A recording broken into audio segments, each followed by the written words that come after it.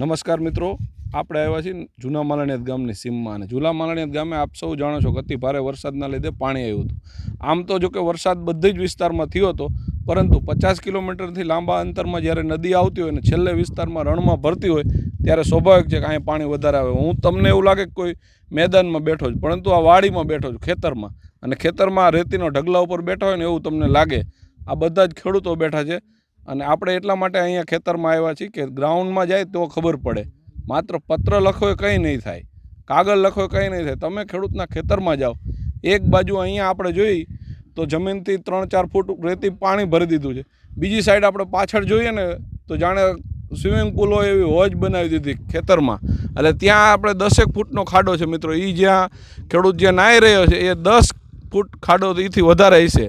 એટલે એક ખેતરમાં જ્યારે આવી પરિસ્થિતિ બને કે ઊભા પાક ઉપર જ્યારે આવી રેતી ફળી વળે એક બાજુ અને મેદાન જેવા દ્રશ્યો થાય, ત્યારે સ્વાભાવિક છે કે તમને એવું લાગે કે મારી પાછળ પણ જે દેખાય છે ને એ મિત્રો ખેતરમાં જ બેઠા છે અને ખેતરમાં તમને એવું લાગે કે જાણે ગ્રાઉન્ડ હોય, મેદાન હોય, કોઈ એવા દ્રશ્યો થયા છે। અને રેતી એટલી બધી હદે આવી છે કે ઉપરનો પાક શેનો વાવેલો એ તમને દેખાય નહીં, તો બાજુમાં છે એટલે આપણને દેખાય કે ભાઈ મગફળી છે। હવે મગફળીના ખેતરમાં આટલી રેતી ને બીજી બાજુ 10થી વધારે ફૂટની ખાડ હોય ત્યારે સ્વાભાવિક છે ખેડૂતોને આ બાબતે મિત્રો સર્વે થવું જોઈએ। અને સર્વે ક્યારે થશે? હજુ સરકારમાંથી કોઈ આદેશ નથી કે જે કંઈ રાજકીય અધિકારી હોય, રાજકીય ચૂંટાયેલા પ્રતિનિધિ હોય કે સરકારી અધિકારી હોય, આ બંને લોકોએ આની નોંધ લે એ માટે ખેડૂતો આજે અહીં ભેગા થયા છે। અને ખેડૂતોને ખાસ આપણે વાતચીત કરીને પૂછીશું કે શું પરિસ્થિતિ છે ખરેખર જૂના માલણિયાદ ગામની। જૂના માલણિયાદ ગામની સાથે સાથે રણકાંઠાના તમામ ગામોમાં નુકસાન છે, એવું નહીં કે જૂના માલણિયાદ જ।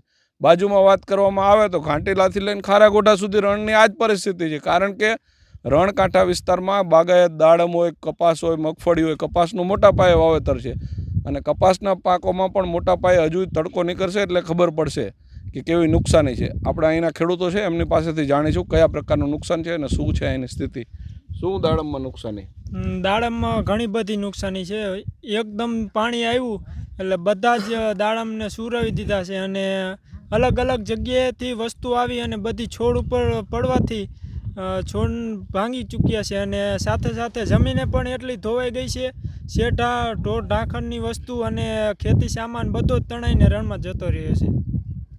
બીજા આપણી સાથે ખેડૂત છે ને એમનો મગફળીનું પાકમાં ખેતરમાં બેઠા છે, એમને મગફળી વિશે પૂછીએ। આ મગફળીનો પાક વાવી ત્યારથી અત્યાર સુધીમાં આપણે વીઘે કેટલો ખર્ચ થતો અંદાજે? બિયારણથી કરીને અત્યાર લગીમાં વીઘે 6 થી 7 હજારનો ખર્ચો કર્યો। હવે 6-7 હજારનો ખર્ચો કરી 10 વીઘામાં એટલે લાખ રૂપિયાનો ખર્ચો ગણી લેવાનો। તો હવે આમાં 2 વીઘા તો 2 થી 4 વીઘામાં તો રેતીને ખાડા ગાડી નાખ્યા જમીનમાં। મારું નામ મેરાભાઈ ખેંગારભાઈ, જૂના માલણિયાદ। 2 વીઘામાં તો રેતી પાથરી દીધી, વીઘા એકનો તો ખાડો કરી નાખ્યો 10-15 ફૂટનો। હવે સરકાર આનું સર્વે કરીને ખાડા બૂરવાની ઓલો સહાય તો ઠીક એ તો પછી આપે, આ ખાડા બૂરવાની સહાયનું કંઈક સરકારને સમજવું પડશે કંઈક। કોઈ અધિકારી, કોઈ રાજકારણીઓ આવ્યા છે જોવા જમીન? કોઈ હજી લગી કોઈ તપાસમાં ગામમાં ના આવ્યો, સીમમાં તો શું આવે, હજી ગામમાં કોઈ અધિકારીનો પ્રવેશ નથી થયો હજી। માલ ઢોરમાં ને એમાં ઘાસચારામાં ને એમાં કઈ રીતનું નુકસાન? અત્યાર લગીમાં તમામને નુકસાન છે, ખેડૂતીને કરીને માલધારીને ગણીને કોઈ પણ વ્યક્તિ, મજૂરિયા લોકોને એમ નુકસાન છે, મજૂરી હાલતી નથી। અત્યારે બેઠા છે 1 તારીખથી બધું માણા બેઠા, ગામના મજૂરિયા લોકો બેઠા છે, માલધારી બેઠા છે કે માલ લઈને સારવા જાય એવું નથી રહ્યું અત્યારે। એટલે મિત્રો માલઢોરની પણ આ સ્થિતિ છે। અહીંયા દલસુખભાઈ છે જે સરપંચના પતિ, એમને પૂછીશું કે દલસુખભાઈ શું છે સ્થિતિ, શું છે આખું વાતાવરણ? વાતાવરણમાં અમારે જો આ બેઠા ને એક પડું જ છે, આ પડામાં કહેવાય ને કે અંદાજે 1.5-2 ફૂટ રેત ચડાવી દીધી છે ને એક બાજુ 10 થી 15 ફૂટની ખાડું કરી નાખી છે। મોલમાં તો નુકસાની 100% છે, ડાયડમ હોય તો ભલે, મગફળી હોય તો ભલે, કપાસ હોય તો ભલે, પણ રહી વાત આ જમીન ધોવાણની કે એક બાજુ 15 થી 20 ફૂટની ખાડું પાડી દીધી છે ને એક બાજુ એ જ રેતું સામે ચડાવી દીધી છે મોલમાંથી। એટલે મોલ કોઈ અત્યારની પરિસ્થિતિમાં દેખાતો જ નથી કે અહીંયા મોલ છે। આ અમે બેઠા એ કોઈ નદી નથી, આ રહીને પડા જ છે, આ રે વાવેતર ખેતીનું કરીને એ જ છે।